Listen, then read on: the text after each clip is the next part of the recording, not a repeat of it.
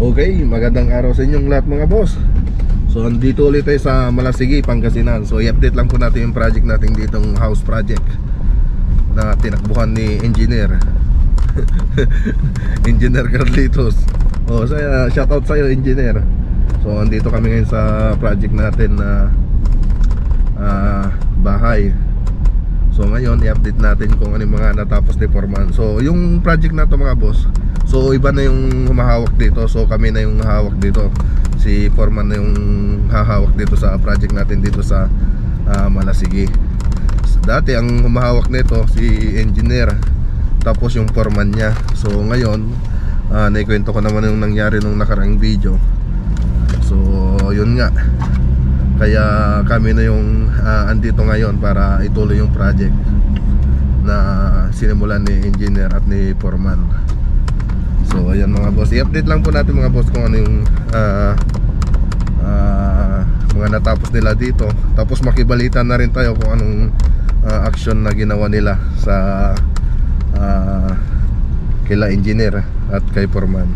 So kasi yung last na nagkita-kita kami, so magpapablatter daw sila sa munisipyo doon sa amin. Pero sabi ng pulis doon, nagtanungan namin, dapat daw dito daw magpa-blatter, hindi daw doon, hindi dapat dito daw kami magreklamo, hindi daw doon sa kung saan nakatira si Engineer.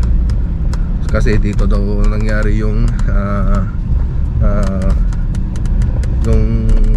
parang krimen, parang ganun mga boss.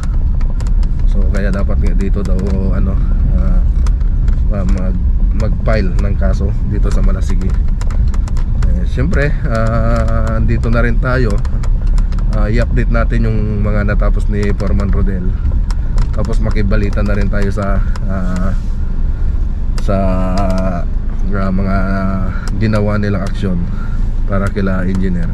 So kung nanonood ka Engineer, so tawag ka na lang kila Madam. So mababait naman sila. Sinabi na rin naman sa akin na kung nakikiusap ka rin sana, maintindihan ka daw nila. So kaso ikaw hindi ka naman nagpakita rito.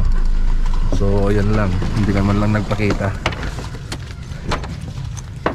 Kung sa mabait naman talaga sila, wala akong masasabi. Ewan ko lang kung bait anong nangyari sa inyo Foreman, kung bait hindi kayo nagpakita rito na tumawag. So ayan, nandito na tayo mga boss. Punta na natin sa loob.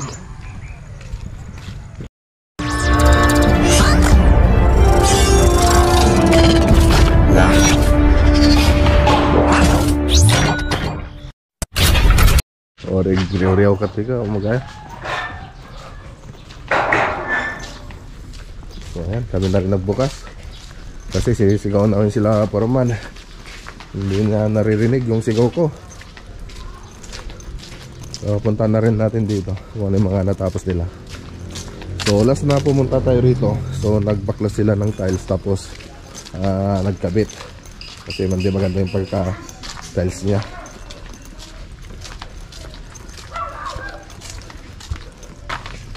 So dito nagtatiles na rin sila dito sa labas. Ito. Balita. Kamusta Foreman? Ito. Anong balita? Masaya pa rin. Masaya? So naikabit mo na lahat ng tiles? Zero na lang. Zero na lang. O kompleto naman? Oo, nakabili na sila eh. Nakabili na ba sila? Ito, nababon na lang. Dalawang na lang. Ayos. Okay. So, yung laminated natin, kailan tayo order sa naman? yung laminated board, kunin na lang natin doon sa paniki. Oo, di ba marami doon? Tapos, sila lang magbabayad no? Sila lang magbabayad. Explain mo na lang. No. Yung kasya na dito siguro yun, no? 15, kulang. Kulang. Ito, dagdagan na lang natin pag ano. Music na ilan to? 1, 2, 3. Das cabinet, hanging, tapos bar counter. Okay. Yung apat dito sa bar counter, baka ubusin na yun. Okay, yung bar counter natin yun yung modular. Modular na. Sige. So, hindi na tayo makapagsiminto dito, wala metalis na. So bali si Foreman na kasi yung in charge dito mga boss. So nakikibalita na rin ako sa kanila kay Foreman. Kung ano yung pinag-usapan nilang may-ari. Kung pala, Spandrel, may tumingin na kanina kasi sabi ko, parang nagmamadali sila eh. Okay lang. Sige, ang problema doon, at least ano. Yung isang panyo, tapos ko na yung wool niya. Kaya tapos ko na lang itong isang para i-ano ko itong isa. Okay na rin yung mga pipeline niya. Nai-link ko sa ako na lahat. So okay na. So okay na yung mga wall niya mga boss. So kayo na rin yung ano nito. Oh, sila na rin yung bumili ng materyales. Sila na, nilikinumpute ko lang tapos sila na pumunta doon. So ayun, so ang kulang na lang dito yung flooring tapos yung mga ano. Set ng bowl. Bowl set, saka shower, lavatory. Ano na lang. Ayan. Okay, so okay na rin dito sa mga kwarto mga boss. Maganda yung pagkalatag ni Foreman, iba talaga. Ano, ba dito ulit, ano masasabi mo dun sa trabaho ni Foreman? Ano masasabi mo dun sa gawa ni Foreman ngayon? Wala, ganun pa rin. Ganun pa rin? Ganun pa rin. Kasi nung last na punta kami rito, na-telesan na kasi to. Ngayon, binakbak ni Foreman kasi makikita talaga na ano na hindi nakalibil. Binago na. Binago na. So, ngayon, tingnan mo na, halos pag sumilip ka dito, wala ka na makikita ng ano. Kaya, so, tinatanong kita kung may napansin ka pa ba na kwan. Okay naman. Okay naman. Kasi okay Laki naman yung pinagkaiba eh. Mas maayos na yan kaysa nung dati. So, yun mga boss. Hindi ko naman sinisiraan sila Foreman na yung Foreman ni Gerald Carlitos. Siyempre, iba yung gawa nila, iba rin yung sa amin. Hindi ko naman sila siraan, kaya lang, yun yung nakikita namin na ginawa nila. Mahirap naman na itago ko yung mga ganun. Siyempre, makikita rin ng may bahay yung itsura niya. So, ano ko na rin sa kanya, yung ko na rin dito. Kaya lang na ipagtakpan ko pa yung mga gawa nila yun naman talaga yung nakikita namin. So yun lang, ang maganda kasi kay Foreman noon, nang last na pumunta ko rito, andun sila dati. Andun sila na umuupo, tapos medyo gumigiwang-giwang na nung kinausap natin. So yun siguro, doon sila magaling. Kaya yun, ngayon, ang maganda rito, dito sa mga kasama natin, so kontrolado natin itong mga to. So, kung may mali sila, pwede nating turuan, pwede nating sitahin. Hindi gaya ng mga kabador ni engineer, siyempre nahiya ako na sabihin sa kanila kung ano mga mali kasi unang-una tao ni engineer. Hirap kasi makialam mga boss, lalo na kung hindi mo talaga tao yung mga nagtatrabaho. Gusto mo magsalita, kaya lang nahiya ka naman na magsalita sa kanila, baka sabihin nilang mas magaling ka pa sa amin, ganun. Kasi may mga ganun ko talaga na trabaho, ayaw nila pinapakilan yung mga trabaho nila, lalo na kung hindi ka naman nila talagang hindi naman talaga ikaw yung may hawak sa kanila. So yan mga boss. So dito may lalagay pa tayo dito na na partition design. So babalikan natin yan kasi yung mga tao ko sila yung nagtrabaho nito. Siyempre, naikwento ko na rin yan nung nakaraan, yung ginawa namin dito. Yung nangyari dito nung nakaraan. So, ito, babalik pa kami rito para ilagay yung partition. Tapos dito, meron pa itong shadow na, may bar counter pa rito. Yung mangyayari na yung bar counter. So, ayan na yung shadow niya. So, ayan. Tapos dito, partition, tapos may lagay ng TV. So, yan yung, natin dito. Babalikan ng mga kasama natin nagkikisan So ayan, yan muna yung mga update dito sa Malasigi, Pangasinan. Punta na rin pala tayo doon punta tayo doon sa kila sir, kung anong balita doon. Pure na din si pagtira tayo dyan. Okay. Hello sir, good morning. Kamusta yung lakad natin doon nung nakaraan? Good morning, madam. Kamusta yung lakad natin doon? Okay lang, sir. Na iyan nyo na sa munisipyo? Oo. Okay. Pero may doon yung sa pangalan niya. Walang problema kasi kaya ko namang depensan yun. Walang problema doon. Kasi alam nyo naman kung ano yung mga nangyari dito, di ba? Hindi naman akong ano. Ako, malinis naman yung konsensya ko. Hindi wala namang tinatago. Kasi ang mali kasi doon mga boss, doon sa ginawa nilang kontrata, may pangalan akong pinirman doon. Kaya lang, ang kumuha ng pera dito, puro si engineer at si foreman. So ako wala pa akong nakuha ng pera sa kanila.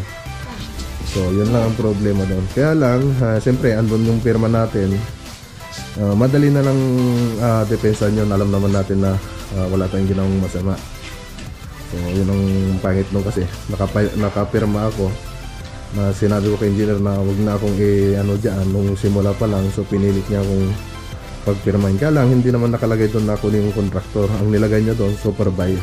Itas na parang supervise na. Supervise. So parang nag-supervise lang ako yung ginawa niya. Kaya lang wala namang binigay sa akin na i-supervise ko yun ang ano dito mga boss. So kahit si foreman yung pinagkatiwalaan niya. So yan lang mga boss. Wala namang problema sa amin yan. Siyempre yung mga ganong ano, siyempre nakapirma tayo doon. Kaya nating depensahan yan hanggat wala kang ginagawang masama, di ba sir? Oo, kaya sila sir ang magdedemanda sa amin. Ayun, sila sinamada. Kasali na ako doon sa demanda. Ayan, sasabi ko na rito. Siyempre, yun ang ano, sasabi ko na yung mga maling na gawa ko rin dito. Na hindi ko na ano, yun lang talaga. Pero ano, madali lang ano yung mga boss. Wala naman akong ginawang masama kay sir. Alam naman nila sir kung sino yung kumukuha ng pera sa kanila. At alam naman nila na kung ano yung mga yung ginagawa ko lang dito.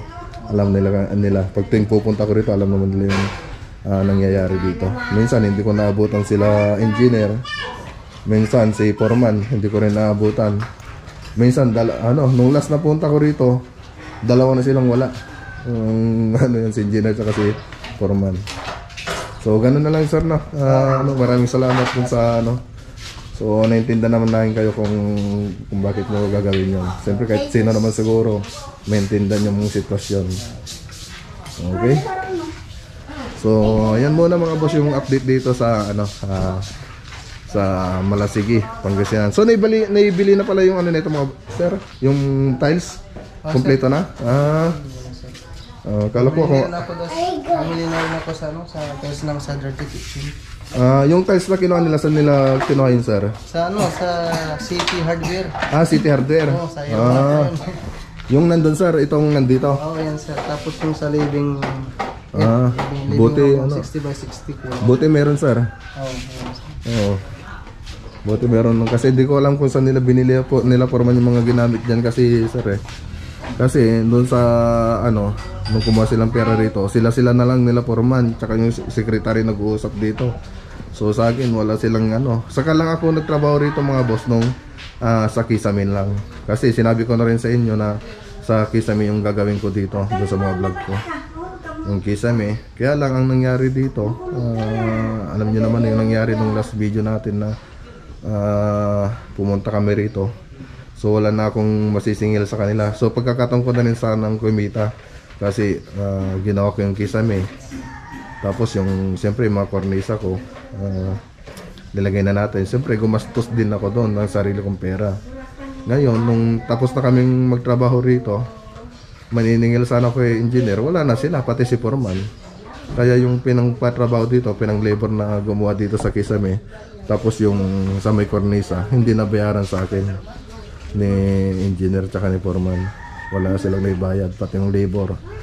So nasa 30 plus pa yata yung hindi nabayaran sa akin. Pagkakataon ko na sana kumita rito sa project. Kaya lang napornada pa ang nangyari dito. Imbes na kumita ako dito, so nagabuno ako.